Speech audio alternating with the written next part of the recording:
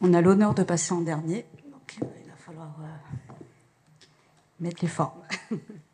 Donc bonjour, moi je suis Nora Anou, donc je suis directrice adjointe du pôle accompagnement socio-judiciaire d'une association qui s'appelle La Prémisse et qui se situe sur Amiens, dans les Hauts-de-France, au nord, dans le Grand Nord.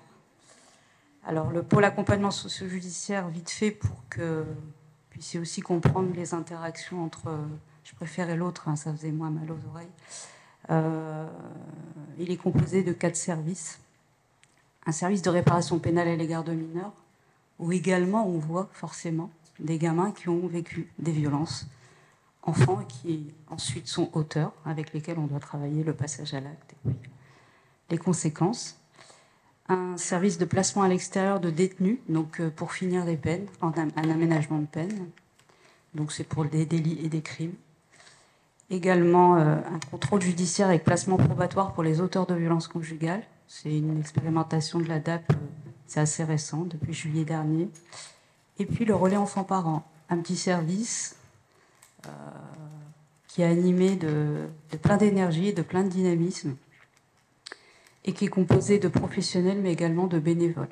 Alors, quand je suis arrivée à la tête du pôle il y a 11 ans, quand on m'a dit qu'il y avait des bénévoles, j'ai fait « Ouh là là là, c'est quoi ça ? Des bénévoles dans ces contextes-là, ça ne va pas le faire. » Et puis, j'ai appris à observer, à constater, à voir, et un bénévolat bien accompagné, bien encadré, et surtout sur des situations qui ne nécessitent pas forcément une vigilance accrue de maintien du lien, c'est possible, bien sûr en dehors des situations de violence conjugale. Donc le relais enfants-parents, c'est en milieu carcéral, s'adresse à des pères et à des enfants, à des pères ou des mères et à des enfants, des pères ou des mères détenus. Donc on en a dans le Pas-de-Calais, au centre de détention de Bapaume et la maison d'arrêt d'Arras, mais également dans la Somme sur Amiens. On intervient aussi dans l'Oise et dans l'Aisne. L'idée est de, lorsqu'il y a un empêchement, quel qu'il soit, c'est de pouvoir maintenir ce lien. Bien sûr, toujours, je le fais en préambule, mais je pense qu'on a tous compris, en garantissant l'intérêt supérieur de l'enfant. Moi, je m'en fiche qu'un père qui se retrouve en détention et qui dit « Ah, je veux voir mon enfant, je veux voir mon enfant », je m'en fiche d'aller lui ramener son enfant. L'idée, c'est véritablement d'avoir une évaluation et la certitude que ce maintien du lien n'est pas nocif. Donc forcément, nous accompagnons des enfants qui sont victimes parce que leur père, rarement, jamais leur mère pour l'instant, parce qu'il y en a aussi, ont causé des violences, ont été condamnés donc du coup pour violence. Donc nous, ça nous simplifie les choses. Le père est en détention, la mère est à l'extérieur. Ça ne veut pas dire qu'il n'y a pas d'interaction. Parce qu'en détention, on sait bien que le téléphone portable, il est partout. Et puis aussi les pressions, les moyens de pression.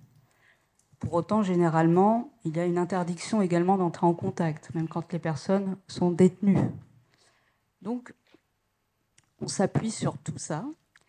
Et par qui sommes-nous qui nous saisit? Alors, ça peut être tout le monde, le père détenu, la mère aussi, hein, qui souhaite que ses enfants puissent maintenir un lien avec le père, puisqu'elle estime que ce père, soit l'a violenté, mais était un bon père. Également les services AEMO, aide sociale à l'enfance, qui souhaitent se décaler justement de ce... C'est pour ça que votre schéma il est très intéressant. Je me dis ça va, on ne fait pas trop de conneries des fois, sans y réfléchir pour autant. Sans y réfléchir, sans avoir des formations aussi pointues que les vôtres. Mais en fait, c'est de s'appuyer justement sur cette co-construction, cette coparentalité, mais aussi également avec des professionnels qui sont chacun, l'un à côté de la maman, l'autre à côté du papa, et avec ce gamin qu'on amène en détention. On fait des parloirs médiatisés, hein, ça existe. Il y a même des juges aux affaires familiales, des juges pour enfants qui peuvent nous mandater pour mettre à l'œuvre ces parloirs médiatisés. Alors j'ai 10 minutes, donc je vais aller vite.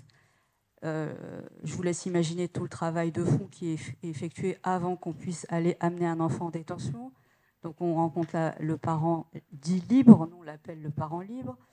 l'enfant, tous les services sociaux, on voit un petit peu quel est le contexte, si l'enfant est d'accord, s'il est en demande.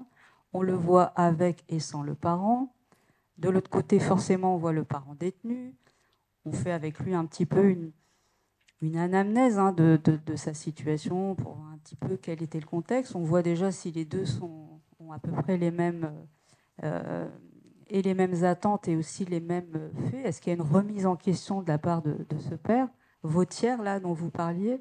Alors moi, le dernier tiers de psychopathe qui pense qu'à lui, celui-là, on va pas y aller. On va pas aller mettre cet enfant au milieu de tout ça. Je pense qu'il faut reconnaître aussi ses limites quand elles sont là. Mais généralement, quand même, ce qu'on rencontre, c'est des pères de famille qui sont auteurs, voire même parfois auteurs délictueux, voire criminels, et qui restent des pères.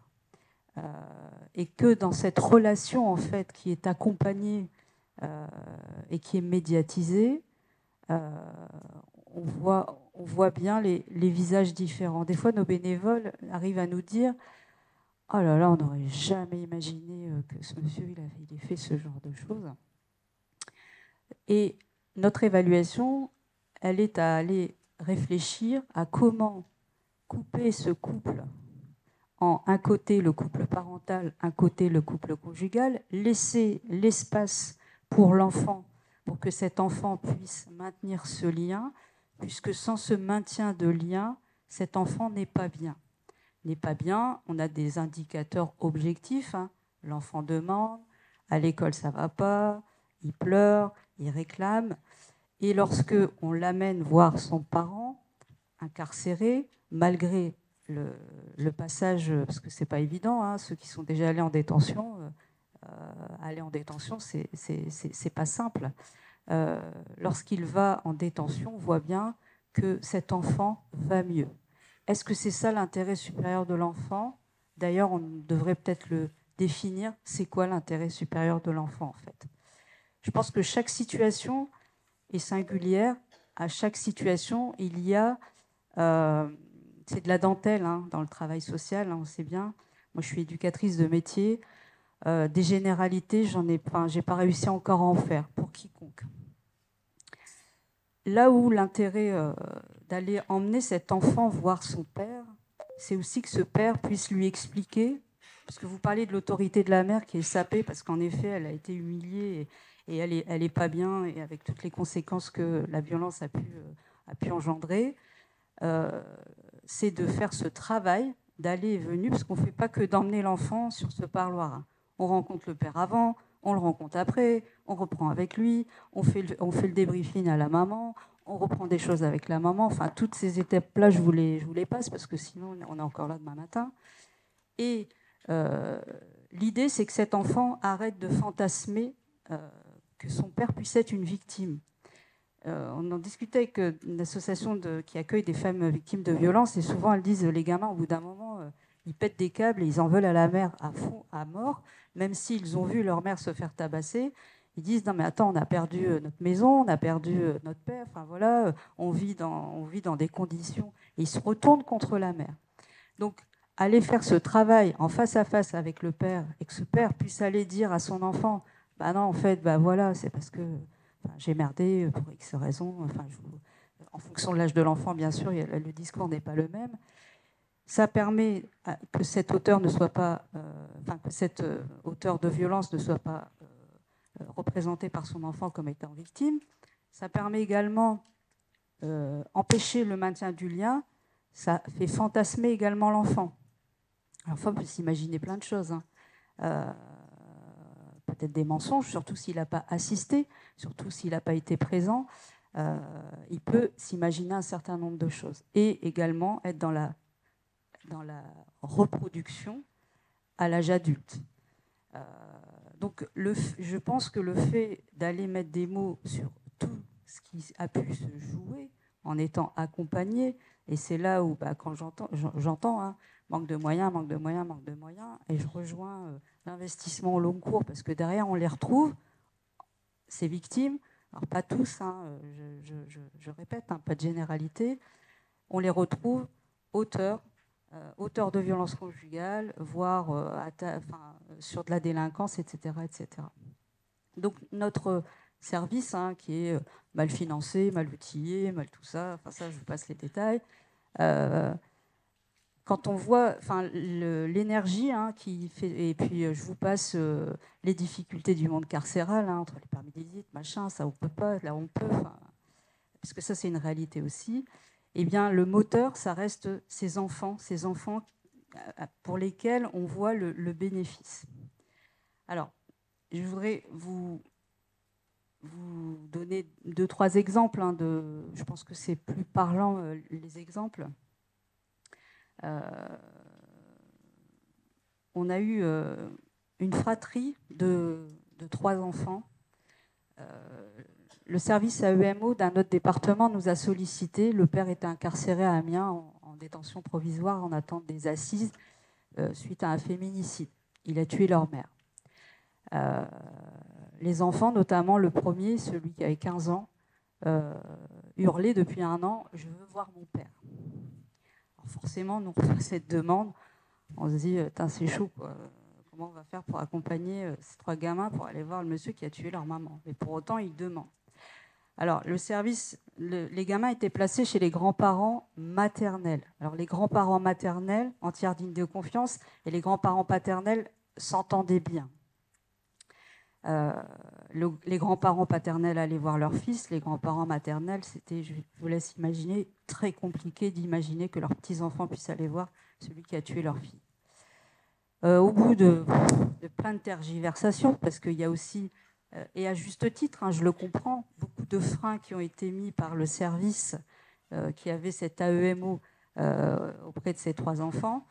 On a reçu, donc là j'ai mis la psychologue avec l'éducatrice, on a reçu les gamins pour essayer de voir un petit peu quelles étaient les attentes, pourquoi, comment est-ce qu'il y avait véritablement un désir, etc., etc. Les gamins nous expliquaient, notamment le premier, cette phrase qui restera jamais gravée dans ma tête: « J'ai perdu ma mère, je n'ai pas envie de perdre mon père aussi. » Qu'est-ce qu'on fait avec ça ? Eh bien, on a accompagné. Le juge a dit OK, bien sûr. Il a laissé, ils sont sous responsabilité d'un juge pour enfants. Et les 2 premiers ont souhaité. Donc les 3, ils sont allés ensemble. Le petit dernier n'a plus souhaité y retourner. Et les deux grands ont souhaité y retourner. Alors, les grands-parents maternels ont bougé dans leur posture et ont laissé les grands-parents paternels accompagner les gamins. Moi, je trouve que c'est déconnant, mais ça m'appartient. Je trouve qu'il aurait fallu garder justement cette neutralité et ce tiers qui est l'asso ou quelqu'un d'autre, peu importe le professionnel, pour justement aller accompagner le cheminement autour de tout ça. Le père est passé aux assises depuis, il a été condamné. Voilà.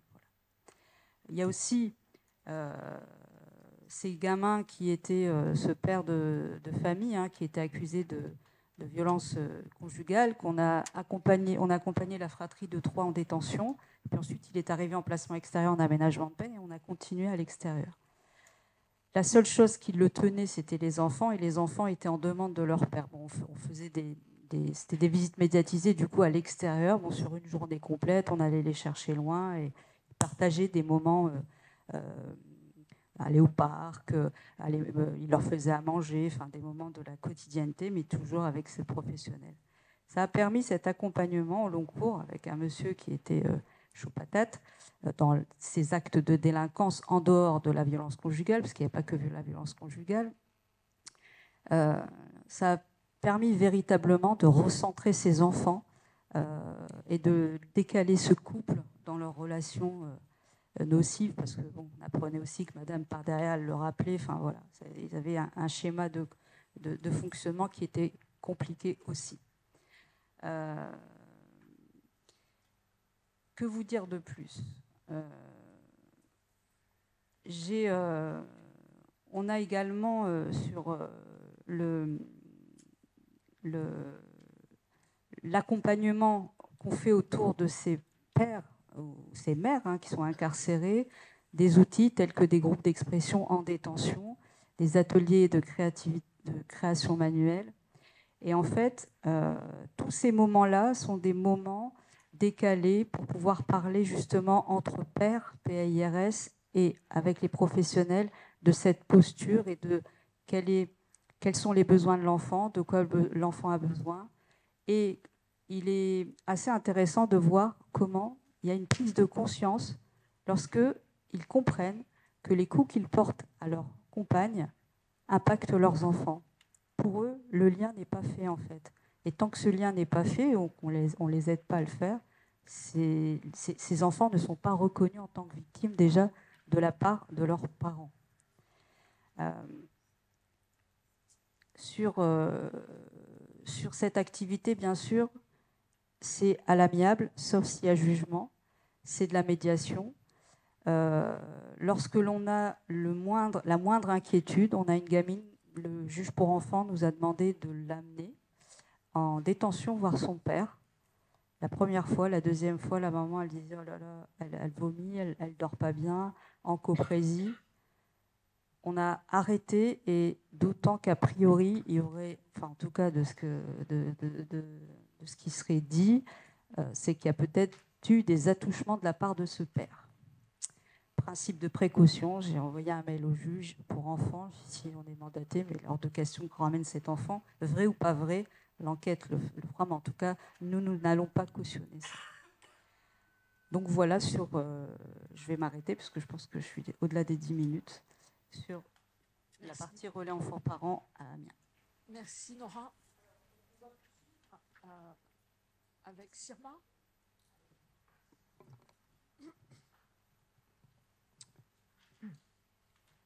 Bonjour à tous. Vous m'entendez? C'est bon? Ok.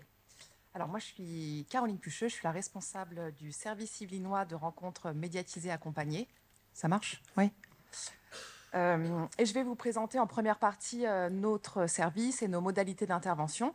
Et ensuite, je laisserai la parole à deux membres de mon équipe, Noémie Rougier et Capucine Bureau, psychologues, et qui seront plus sur une situation clinique en lien avec la thématique exposée aujourd'hui. Voilà. Alors, le service yvelinois de rencontres médiatisées et accompagnées a été habilité par le conseil départemental en décembre 2018. Donc, il a à peu près 5 ans. Il fait partie des 5 plateformes mises en place sur le département. Alors, je ne sais pas si vous les connaissez. Il y a la parenthèse à plaisir, qu'on a nommée tout à l'heure, Ovia à Jambeville, anciennement le Moulin Vert, la Nouvelle Étoile à Oudan et l'Escale au PEC. Et donc, Sirma fait partie de ces 5 plateformes. Il prend en charge actuellement 50 situations, donc 55 familles en file active, dont 10 situations à visée thérapeutique. Et je reviendrai justement sur ce que c'est que la visée thérapeutique plus précisément tout à l'heure. Et le Sirma est en pleine expansion depuis peu, puisque d'ici quelques mois, il accueillera 20 situations supplémentaires afin de répondre à la demande du département de désengorger la liste d'attente existant sur toutes les plateformes. Donc, on est en plein recrutement. L'équipe est composée à ce jour de 4 psychologues, bientôt 5, travaillant à temps plein ou partiel, de 3 éducateurs spécialisés, bientôt 4, travaillant à temps plein, d'une éducatrice spécialisée en apprentissage, d'une secrétaire à mi-temps, d'un médecin psychiatre, Frédéric, ici présent, d'une responsable de service, d'une directrice déléguée, Yamina, et d'un directeur de champ. Le Sirma se déploie sur 2 antennes, les Mureaux et également Mantes-la-Jolie, grâce au partage des locaux du site du foyer Saint-Nicolas. Alors, le service a pour mission d'organiser des visites en présence d'un tiers, permanent ou intermittent. Je vais y revenir également, plus communément appelées visites médiatisées. Ces visites sont prévues à l'article 375-7 du Code civil. Elles sont un cadre d'exercice et de limitation du droit de visite et d'hébergement du ou des parents d'un enfant confié dans le cadre de la protection de l'enfance. Elles sont ordonnées par décision spécialement motivée du juge des enfants agissant en assistance éducative et mises en œuvre par le département. Le Sirma propose des modalités d'intervention qui s'inscrivent dans un dispositif global de protection de l'enfance. Les visites en présence d'un tiers ont pour objectif global à la fois de protéger l'enfant d'un lien potentiellement dangereux ou mettant à mal son développement, mais aussi de soutenir les parents dans leur fonction parentale et enfin de mettre en place un lien d'attachement ajusté entre l'enfant et son ou ses parents. La visite en présence d'un tiers a pour finalité de protéger, accompagner et évaluer la relation entre l'enfant et son ou ses parents. Elle a également l'objectif de permettre le maintien des liens parent-enfant tout en sécurisant l'enfant sur le plan psychique ou physique, ou les deux. Également de mettre en œuvre un travail éducatif et ou psychique au niveau du lien parent-enfant, d'assurer la médiation de la relation parent-enfant et d'évaluer la relation parent-enfant sur le plan éducatif et ou psychique. Tous ces objectifs, non exclusifs les uns des autres, peuvent être poursuivis simultanément ou à des temps différents, selon la nature du danger repéré et également l'évolution de la situation. Alors, nous rencontrons différentes problématiques au sein du CIRMA. C'est une liste non exhaustive, notamment des situations d'inceste, des situations d'addiction, de maladies psychiques, de violences conjugales, plus globalement de violences intrafamiliales, et plein d'autres encore. Mais beaucoup de ces situations, notamment en effet des situations de violence intrafamiliale. Alors, au sujet de nos modalités d'intervention, on a différentes modalités d'intervention. Le plus grand niveau de contrainte est celui de la visite en présence d'un tiers à visée thérapeutique. Alors, qu'est-ce que c'est que la visée thérapeutique ? Donc, ces situations sont ordonnées par le magistrat et précisées comme telles dans le jugement. Bien souvent, elles concernent des situations où il est question de maladies psychiques d'un ou des parents, parfois même de l'enfant. Elles se matérialisent selon différentes modalités. Intervention continue d'un binôme proactif constitué d'un psychologue obligatoirement et d'un travailleur social. Et notamment de l'intervention d'un médecin psychiatre en soutien du binôme intervenant dans la situation. Ce dernier donne un éclairage supplémentaire de par sa formation spécifique. Il participe aux réunions de synthèse et peut, si cela semble pertinent, faire le lien avec les professionnels du soin qui interviennent dans la situation.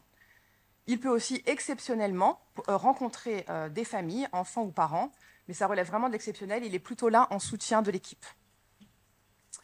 Ensuite, au niveau des modalités d'intervention, la visite en présence d'un tiers permanent. Donc il s'agit du cadre le plus restreint dans lequel un enfant voit son parent, de professionnels, la plupart du temps psychologues, éducateurs, mais parfois de travailleurs sociaux, parfois même de psychologues, médiatisent les rencontres. Et ils sont présents continuellement, donc de bout en bout, de la visite. La visite en présence d'un tiers intermittent. Qu'est-ce que c'est ? Il s'agit d'un dispositif plus souple et ajusté en fonction de la situation de la famille. Cette modalité est donc mise en œuvre lorsque la situation a déjà évolué. Bien souvent, la situation a débuté par la visite en présence d'un tiers permanent et elle a évolué sur de l'intermittence. C'est ce qu'on appelle aussi de la visite accompagnée. Le binôme de professionnels peut graduer davantage son intervention et se mettre un peu plus à distance.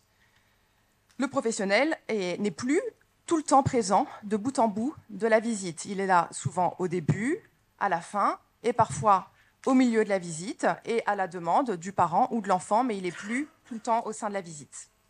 Ces visites sont pensées comme une évolution positive de la prise en charge et dans une volonté de tremplin vers d'autres modalités plus souples, telles que des droits de visite libres, voire ensuite vers des DVH, des droits de visite et d'hébergement. CIRMA, comme l'ensemble des plateformes du département, est un service tremplin. Les situations familiales sont prises en charge sur ce service dans une perspective de possible évolution.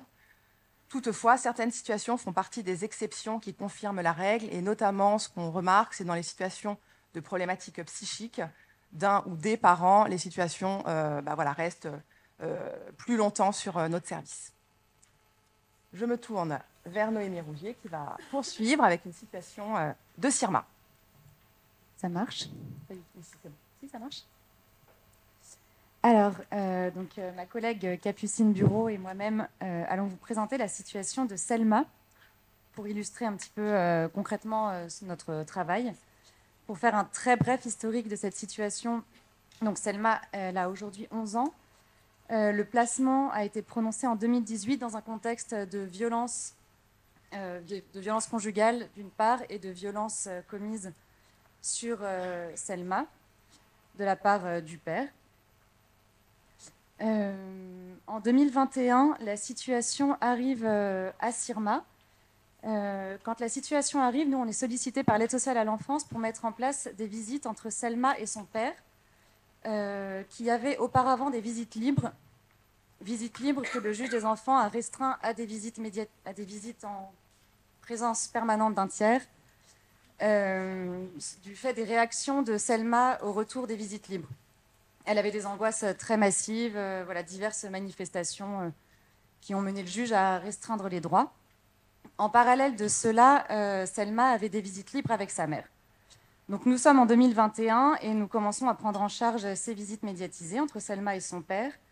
En 2022, mars 2022, il y a un coup de théâtre puisque Madame révèle à l'aide sociale à l'enfance que Monsieur est présent aux visites libres.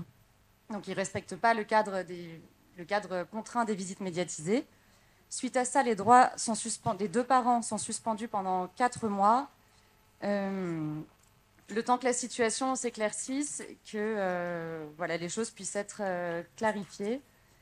Et 4 mois après, notre service est à nouveau sollicité pour mettre en place des visites en présence permanente d'un tiers. Je vais y arriver.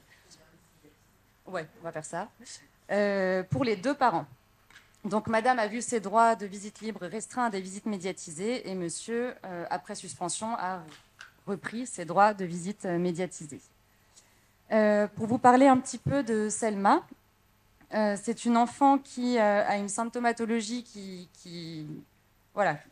est similaire, qui fait écho aux enjeux liés aux troubles de stress post-traumatique. Donc, elle pouvait manifester des terreurs nocturnes qui tendent à s'apaiser, mais ce n'est pas encore vraiment ça. Il y avait des problèmes d'énurésie, d'encoprésie secondaire. Un envahissement de la pensée qui pouvait mener à des difficultés scolaires, un ralentissement même moteur.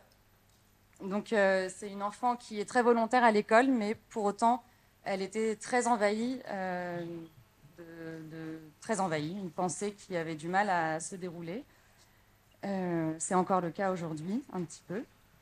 Et des difficultés majeures à verbaliser ses besoins, ses émotions.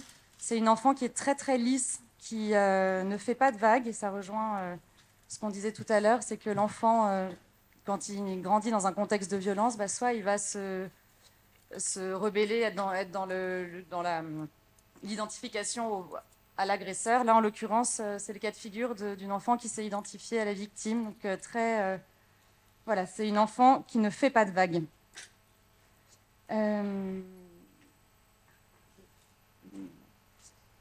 Oui, notamment quand on la rencontre. Alors, c'est une enfant qui a un espace thérapeutique, 2 espaces thérapeutiques, puisqu'elle est suivie par une psychologue et par un psychiatre.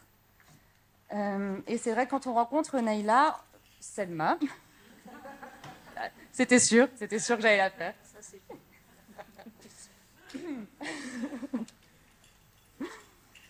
Cet enfant. On a une petite fille très souriante qui dit oui à tout. Rien n'est un problème, tout lui va.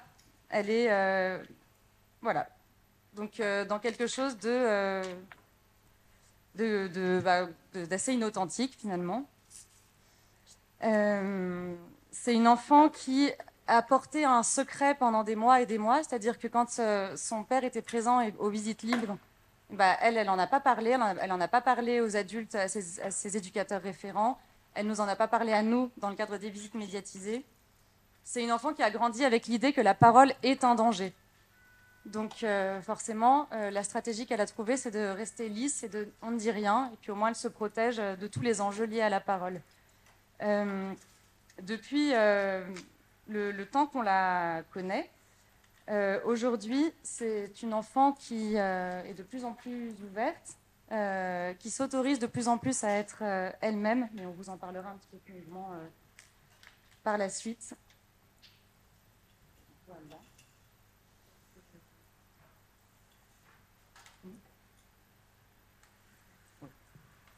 Je passe la parole à ma collègue. Vous m'entendez? Bonjour. Du coup, quand on a pris en charge la situation dans le service, donc c'est l'ASE qui vient nous présenter la situation dans le cadre de nos journées de réunion. on va à la fois définir le binôme qui va accompagner les visites, et le binôme qui sera référent, et ensuite on va définir les objectifs. Là, dans cette situation particulière, et c'est globalement presque tout le temps le cas quand il y a une situation de violence conjugale et qu'on doit faire les visites médiatisées pour le père et pour la mère, on a ces deux travails différents que l'on va mener. Et là, dans cette situation, c'est un trinôme qui a pris en charge la situation, avec du coup un professionnel qui est présent à la fois dans le cadre des visites avec le père et la mère, puisque ça nous permet de voir aussi comment est-ce que l'enfant va réagir différemment, ce qu'on ne peut pas forcément observer quand on n'est que avec l'un ou que avec l'autre. Mais c'est aussi important d'avoir deux autres professionnels qui ne sont soit pas avec le père, soit pas avec la mère, pour que ce soit vraiment deux travails différents. Ensuite, pour la question des objectifs, donc on les définit en lien avec l'aide sociale à l'enfance. Et dans les situations de violence intrafamiliale, il n'y a pas de postulat. Ça va vraiment être une évaluation au cas par cas. Là, dans le premier point, dans cette situation, ça a été d'évaluer la possibilité pour Selma d'expérimenter un lien sécurisant avec son parent. Et donc, ça passe par deux axes qu'on retrouve presque systématiquement en visite médiatisée. D'abord, un travail d'affiliation, à la fois avec le parent et avec l'enfant.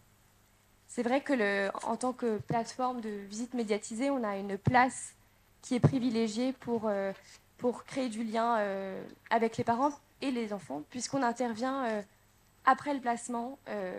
Donc on est nous aussi quelque part sous la contrainte judiciaire, et donc ça nous sert de levier avec les parents notamment.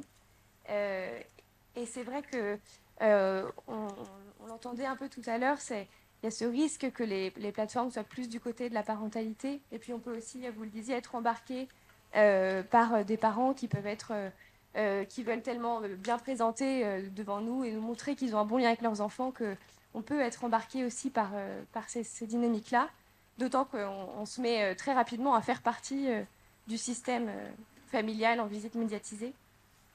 Mais on a des garants justement pour garder un recul et une position, une juste place. Déjà, on a ce travail en binôme qui nous permet d'avoir un double regard. On parle beaucoup des situations en équipe, bien sûr. Et puis le travail partenarial est vraiment essentiel. L'ASE porte souvent toute l'histoire du placement, les motifs qui ont conduit au placement, et donc ils peuvent aussi nous aider à avoir un regard plus nuancé et nous rappeler aussi la question de la protection. C'est vrai que c'est toujours c'est tout l'enjeu d'être à la fois dans l'exploration des compétences parentales, identifier les ressources, mais toujours en protégeant. Et puis on a évidemment le docteur Mauriac qui nous aide aussi. Et donc on évoquait la visée thérapeutique. Voilà. Je ne vais pas revenir dessus. Et parfois, et c'est aussi le cas dans cette situation, on est amené à médiatiser un peu aussi le lien, c'est une façon de parler, mais le lien parent et aide sociale à l'enfance. Et sans un travail entre le parent et l'ASE, nous, on peut rien faire. Donc, on est souvent aussi amené à pousser les parents à se remettre en lien avec l'ASE, avec les éducateurs qui accompagnent l'enfant au quotidien. Voilà. Et donc ça, c'est pour j'évoquais le travail d'affiliation qui est essentiel. Et dans cette situation, Selma, à partir du moment où elle n'était plus sous secret, où les visites ont repris avec ses deux parents, il y a quelque chose qui s'est vraiment ouvert parce que le cadre était plus clair et qu'il n'y avait plus cette notion de secret. Et donc à partir de là, on l'a vu s'ouvrir, nous verbaliser plus de choses par rapport à ses ressentis. Voilà. Et donc ça nous amène à un autre axe de travail qui est d'évaluer la possibilité d'aborder la question de la violence. Est-ce que c'est souvent vraiment une question de temporalité?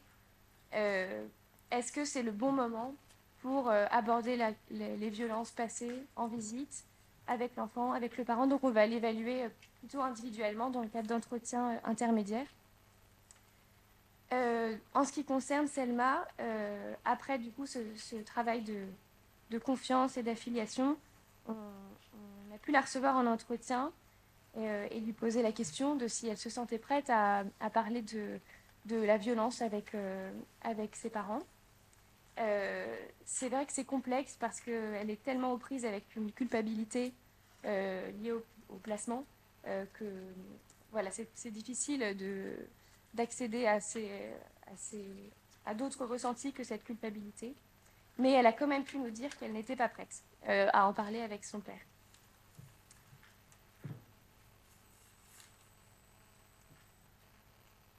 Donc, comme vous disiez ma collègue, quand on travaille en visite médiatisée, on travaille avec chacun des protagonistes, donc les parents, l'enfant ou les enfants, là où ils en sont. Et dans les cas de violence intrafamiliale, on les prend là où ils en sont par rapport aux faits, par rapport à l'histoire familiale. Donc, ma collègue vous a parlé de Selma. Concernant Madame, Madame, Madame et Monsieur, cette situation de couple, c'est l'illustration parfaite de ce qui a été décrit tout à l'heure, c'est-à-dire que la victime porte la responsabilité de l'auteur, c'est-à-dire que Madame, elle est dans une culpabilité très importante du placement. Elle met tout sur ses fragilités psychiques qui sont réelles, mais la question des violences qu'elle a subies, qu'elle reconnaît, ne rentre pas dans l'équation de la décision de placement. Elle porte seule la culpabilité du placement de sa fille. Et ce qui est intéressant, c'est que Selma elle-même culpabilise, comme disait ma collègue, de son propre placement. Finalement, il y a une forme d'identification, comme on disait tout à l'heure, de Selma à sa mère. Ce qui est intéressant et ce qui est un levier de travail ce qui est un réel levier de travail, c'est que Madame a conscience de cette culpabilité chez sa fille, et du fait que cette culpabilité n'est pas ajustée, n'est pas adaptée à la réalité de sa situation, qu'elle y a évidemment pour rien dans son parcours, dans sa situation de placement.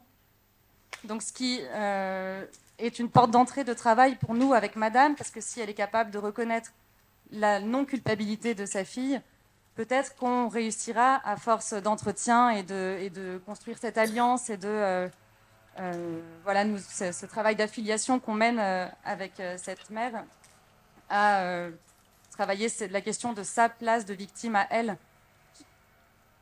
Concernant Monsieur, c'est plus compliqué. On a un père qui, donc, comme je le disais, ne reconnaît absolument pas les violences, ne reconnaît pas sa responsabilité dans la situation actuelle, qui ne reconnaît même pas qu'il a transgressé le cadre au moment des visites libres qui ont mené à la restriction de ses droits.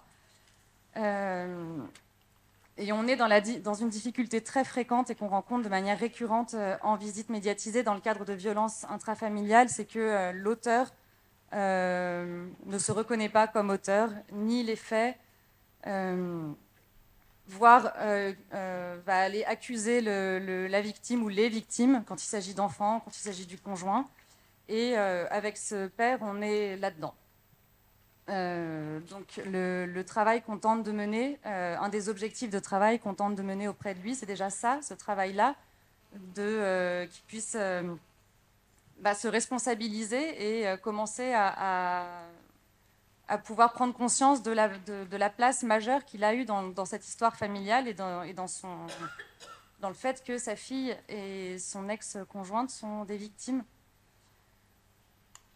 Donc, dans ce genre de situation, on peut se questionner sur quelles sont les perspectives de travail avec, par exemple, un père comme ça, qui ne reconnaît absolument pas les faits. Peut-être que cet enfant, elle n'entendra jamais de la bouche de son père qu'elle a été victime. Et la question qui se pose, c'est est-ce que le travail est figé pour autant? Je vais laisser ma collègue répondre à cette question. Non, il n'y a pas de, du coup, il n'y a pas de réponse à cette question, mais par contre, on essaye justement de ne pas rester trop figé par ces questions de violence, surtout que dans cette situation particulière, Naïla et Selma est vraiment pardon, en demande de lien avec ses deux parents. Donc, ce qui nous aide, c'est déjà de se rappeler qu'il y a une question de temps, de temporalité, et que peut-être un jour ce sera possible, ou peut-être un jour on pourra aborder les questions de la violence, mais en attendant, c'est important de garder en tête que le lien reste vivant et que notre regard peut évoluer, notre regard à nous peut évoluer, et ça a été le cas pour monsieur, puisque alors il ne s'agit pas de nous, mais le binôme qui a pris en charge au départ les visites avec monsieur et sa fille, ont pu un peu changer de regard et puis voir aussi ses compétences de père. Et c'est vrai que pour cet enfant, ses parents ne sont pas que maltraitants. Elle a aussi vécu d'autres choses avec ses parents. Et les visites médiatisées peuvent permettre aussi, parce que c'est un cadre sécurisant, qu'il y a la présence permanente du tiers, etc., peuvent permettre à Selma d'expérimenter, de revivre ou d'expérimenter de nouvelles choses avec son parent à travers ses compétences et des ressources que nous, on a pu identifier. Donc on a pu aussi les moments de visite avec le père sont aussi très chaleureux. On a pu faire des temps de repas, proposer d'aller un peu sur l'extérieur, etc. Et Selma, on la voit aussi sourire en visite. Et peut-être qu'il y a un peu de faux self, mais il y a peut-être aussi de l'authenticité. Il n'y a pas que ça, il y a aussi de l'authenticité dans sa manière d'être. Donc c'est c'est vrai qu'il y a une question légitime qui est: est-ce que le maintien du lien, quand il n'y a pas de reconnaissance de la violence de la part du parent, est-ce que c'est une violence en soi de maintenir le lien? C'est une question qui reste vivante pour nous et qu'on continue d'avoir en tête, mais quand ce qui est très important pour nous, c'est de vraiment prendre en compte le contexte aussi. Et en l'occurrence, on sait que c'est une jeune fille qui est très bien accompagnée sur le plan psychologique. Elle voit aussi un psychiatre. Il y a un travail de plus en plus soutenu avec les autres partenaires. Et donc, c'est quand on prend en compte l'ensemble de ce contexte et que on ne reste pas que figé sur la question des violences, mais qu'on essaye aussi d'explorer d'autres choses, et notamment les compétences des parents. C'est par là déjà qu'on peut s'affilier avec eux, et c'est aussi peut-être par là qu'on pourra avoir plus tard la possibilité de travailler plus directement la question des violences. Voilà. Merci Capucine. On va passer très rapidement, et du coup peut-être des questions.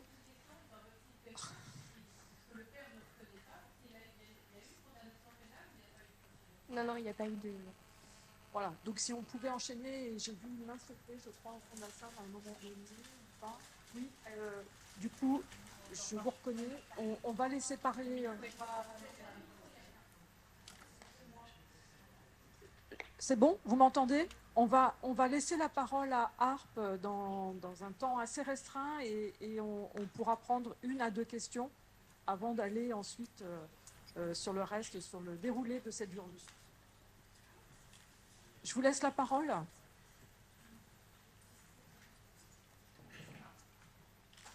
Alors, ça marche, là ? Ouais. Donc, ARP, c'est un service qui...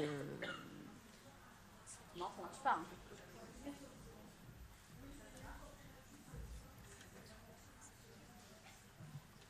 Oui, mais là, ça marche. Ah bah voilà. Il faut coller, ouais. Comme un rocker.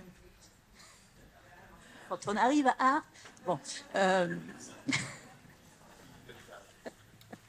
Alors, je vais préciser quand même un petit peu ARP, parce que ce n'est pas un service vraiment de protection de l'enfance. On n'est pas un établissement sanitaire et social à proprement parler, puisqu'on est un service de droit commun où les parents viennent exercer leur droit de visite. Donc, il y a 2 possibilités. Soit c'est dans le cadre d'un jugement JAF, où le JAF a à déterminer les droits, c'est-à-dire la fréquence, la durée du droit de visite. Donc nous, on va parler du parent hébergeant et du parent visiteur. Soit ils peuvent aussi venir à ARP de manière sans jugement, qu'on appelle de manière conventionnelle, mais c'est très rare. Dans le cadre des visites avec des situations de violence conjugale, alors ARP est né dans les années 80, les espaces de rencontre sont nés dans les années 80, donc sans doute suite à la loi 70 sur l'autorité parentale, et a commencé à être vraiment légiféré suite à la loi de 2007 et par un décret qui est sorti en 2013 et un cadre de référence qui a été écrit par la Fédération des espaces rencontres en 2015, qui a été modifié suite sans doute au Grenelle et avec des préconisations de la Haute Autorité à l'égalité des hommes-femmes. Et donc on a un nouveau référentiel depuis 2020 qui précise un petit peu plus les situations de violence conjugale. Dans les Yvelines, du coup, on est 2 associations à avoir des espaces rencontres et on a ouvert à la sauvegarde un espace de rencontre protégé en novembre. On a donc 5 antennes maintenant, puisqu'on avait 4 antennes et depuis le début, en fait, finalement, on reçoit des situations de violence conjugale. Faut pas, le conflit n'est pas forcément l'unique raison qui amène les situations en espace rencontre. Évidemment qu'il y a toujours eu des situations de violence et il y a toujours eu des situations avec ordonnance de protection. Mais c'est vrai qu'on a dédié un espace particulier à cette question de la présence du tiers constante, avec des moyens un petit peu différents de ce qu'on pouvait avoir sur les autres antennes, puisque on a installé un protocole qui nous permet d'avoir un cadre assez sécurisant, suffisamment sécurisant pour le parent et pour l'enfant. Et évidemment que le JAF va donner un cadre, donc, Madame Regnault l'a dit tout à l'heure, et nous, au-delà de ce cadre posé par le JAF, on va aussi poser un cadre supplémentaire qui est défini par notre règlement intérieur, dans lequel on pose aussi, nous, des contraintes et un protocole d'accueil spécifique et qu'on a un petit peu plus précisé dans le cadre de violences conjugales, avec la question de est-ce que l'enfant est prêt, est-ce que le parent hébergeant est prêt, est-ce que, au-delà de le protéger physiquement, c'est-à-dire il va rentrer par une entrée séparée, il va y avoir un parking séparé, on va aussi veiller à ce que le parent soit accueilli de manière à ce que finalement, pour lui, c'est compliqué de venir déposer son enfant parce qu'il y a encore beaucoup de craintes et de peurs et il y a beaucoup de pression et on sait très bien qu'en dehors de notre espace rencontre, il y a encore beaucoup de choses qui se passent.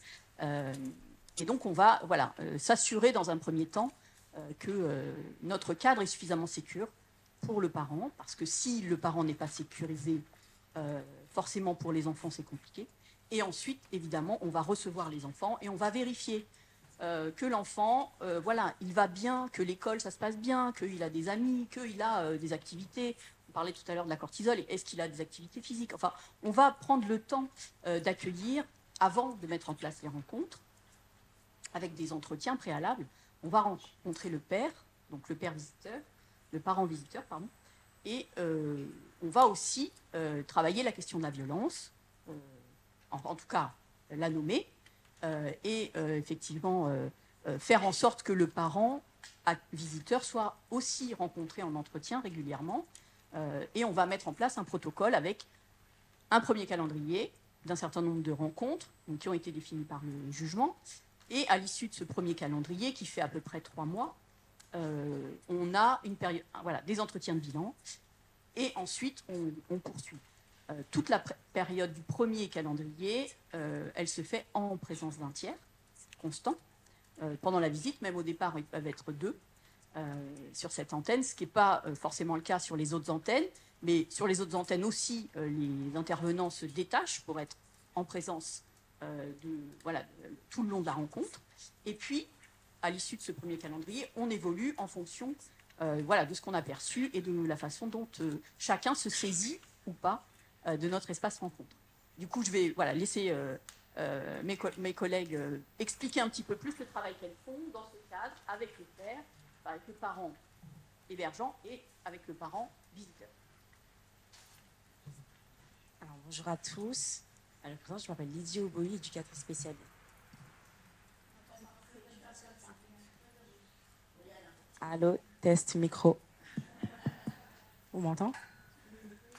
Alors, donc nous, on a accueilli une famille. Donc, je vais parler du parent hébergeant. C'est une maman qui a 2 enfants, un aîné, un garçon et une petite fille.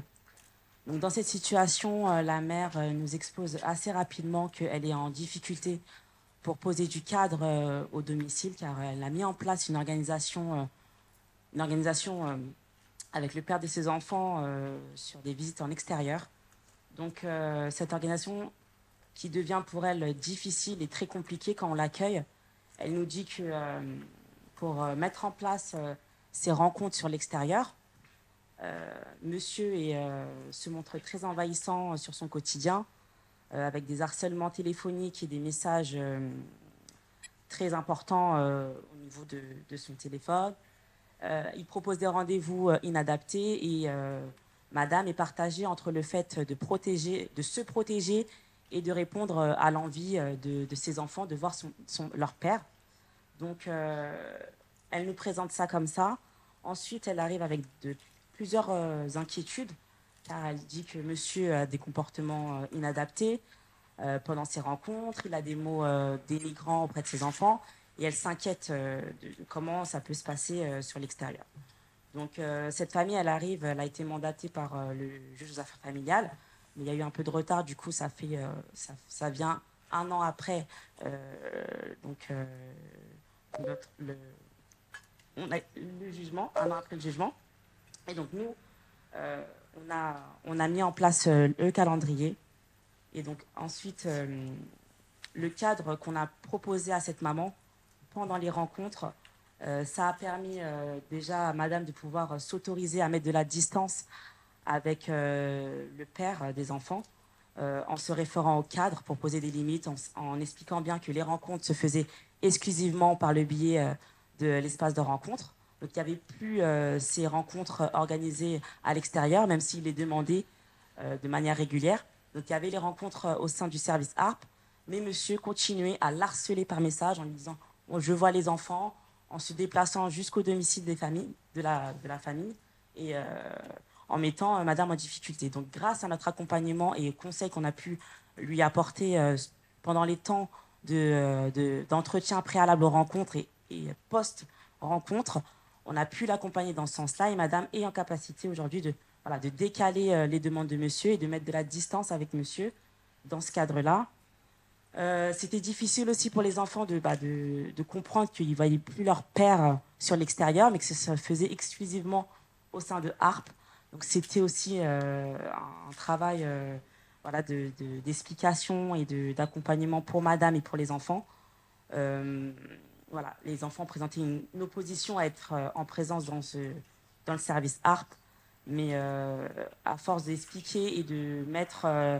de faire circuler la parole auprès de madame et auprès des enfants et d'être introduit dans le quotidien familial auprès des enfants. Ça a permis aux enfants de se repérer par notre cadre et de comprendre qu'au sein de ARP, c'est le lieu adapté pour les rencontres avec leurs parents, leur père en l'occurrence.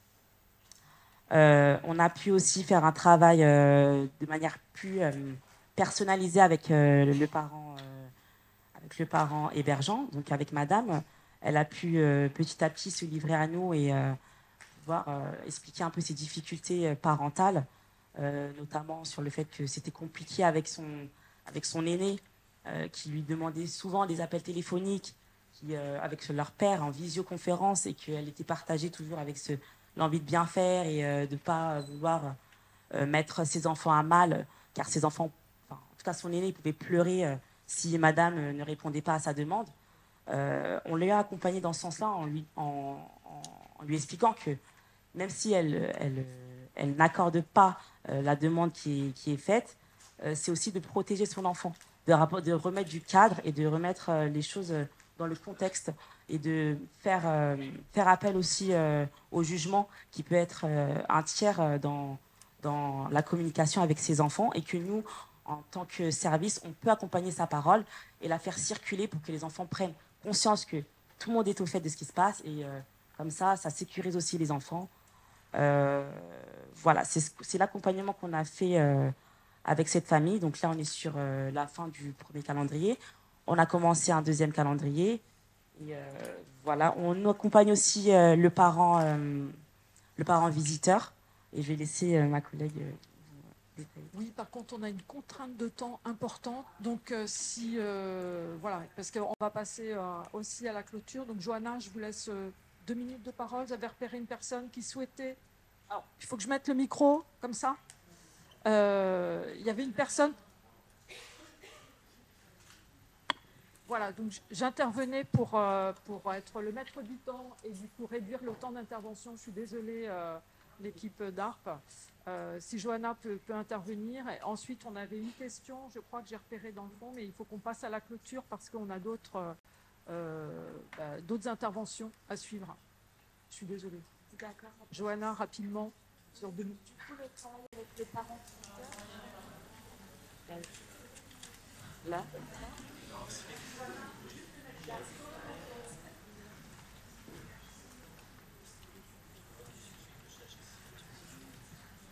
Du coup, rapidement, le travail avec le parent visiteur dans cette situation, il est parti d'abord de ses attentes à lui. Comme ça. Le travail avec le parent visiteur est parti de ses questionnements à lui. Il avait une grande différence dans sa relation avec son fils et celle avec sa fille. Ça nous a permis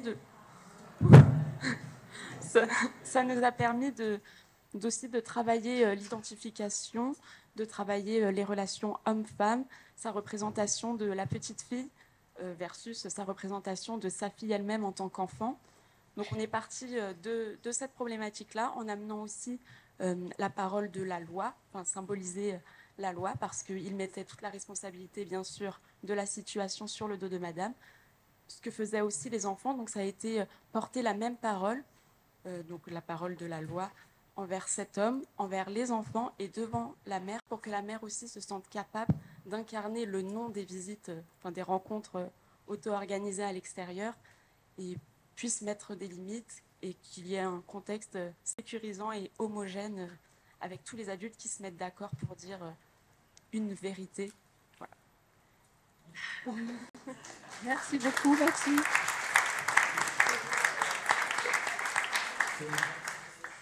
Oui, alors il y avait une question, alors j'espère que vous m'entendez bien. Il y a une question dans le fond. Oui.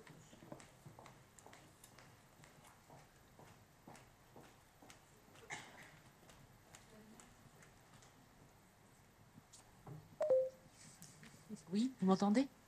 Oui. Alors, je suis éducatrice spécialisée. Je suis éducatrice spécialisée. Je me permets de poser cette question puisque... alors, c'est une question, je m'adressais à vous, les équipes qui faisaient la média, enfin, qui accompagnaient les familles et les enfants par rapport à des violences susceptibles d'être intrafamiliales, à Karen aussi. Parce que quand j'étais en formation d'éducateur, il y avait un auteur, Maurice Berger, pédopsychiatre, qui a été décrié énormément parce que lui parlait de la rupture du lien, qu'en France, on est un pro-maintien du lien parent-enfant, quels que soient peut-être les traumatismes derrière. Et j'aurais aimé savoir ou avoir un avis sur quand est-ce qu'on s'autorise à couper un lien. Enfin, est-ce qu'en France, déjà, je sais qu'on n'est pas habitué à ça, mais est-ce qu'on le fait ou pas? Je ne sais pas. Est-ce qu'un juge peut évaluer que le lien doit être rompu pour un temps? Alors, vous en avez parlé un petit peu tout à l'heure par rapport à des suspensions provisoires de l'exercice de l'autorité parentale. Mais nous, équipe éducative, par rapport à ce que vous avez dit, Karen, par rapport à des personnalités d'hommes susceptibles d'être violents, les 3 critères que vous avez cités, comment nous, équipe éducative, on peut se permettre de mesurer qu'à un moment donné, avec toute l'envie qu'on a, je crois, de rétablir un lien, parce que je crois qu'on est un peu porteur de ça, de cette croyance au lien parent-enfant. On peut peut-être à un moment donné dire là, non, ça va peut-être... Emmanuel, ça je va suis désolée, on a compris. Voilà, mais vraiment très, très court. Parce que je pense que vous aurez en plus... Tu n'as pas fait la question la plus simple pour la fin là. En plus qu'on a mené... Je pense qu'il faut faire la différence entre lien et rencontre, et aussi les suspensions provisoires de l'autorité parentale ne veut pas dire qu'il n'y a pas de rencontres. Les rencontres peuvent continuer. Ça veut dire juste qu'il n'y a pas un lien décisionnaire sur mon enfant. Et lien et rencontre. Mes parents sont morts. Je suis âgée. Ils sont morts. J'ai toujours un lien avec eux. Mais il n'y a plus de rencontres. Il n'y a plus de rencontres. Les liens existent entre ces enfants et leurs parents. Après, c'est la question de est-ce que les rencontres sont bénéfiques pour eux? Est-ce que les rencontres sont bénéfiques pour modifier quelque chose dans les liens, ou est-ce qu'ils sont néfastes? Et je pense que sur certaines des situations, surtout toi, Caroline, c'est la question de est-ce qu'on doit continuer la visite si un parent qui était violent d'une forme ou d'une autre continue à être dans la négation. C'est vrai que je déteste les trucs cas par cas, mais bon, on va dire cas par cas. Est-ce que pour l'enfant, c'est utile de l'expérimenter? C'est le maximum que cet parent peut faire. Si je continue de les voir, la relation sera parcellaire. Est-ce que ça c'est positif ou négatif pour cet enfant? Et ça, je pense que ça change en fonction des gamins. Oui. Merci pour cette réponse rapide, Karen. Et du coup, je te laisse la parole, Hervé. Oui, merci. Je pense micro. Merci. Alors, on va accueillir les deux dernières intervenantes qui vont conclure, mais avant, je souhaitais rendre hommage au phénoménal travail qui a été réalisé par Sophie Dill, qui est la principale artisane quand même de cette journée. Merci à toi et bravo.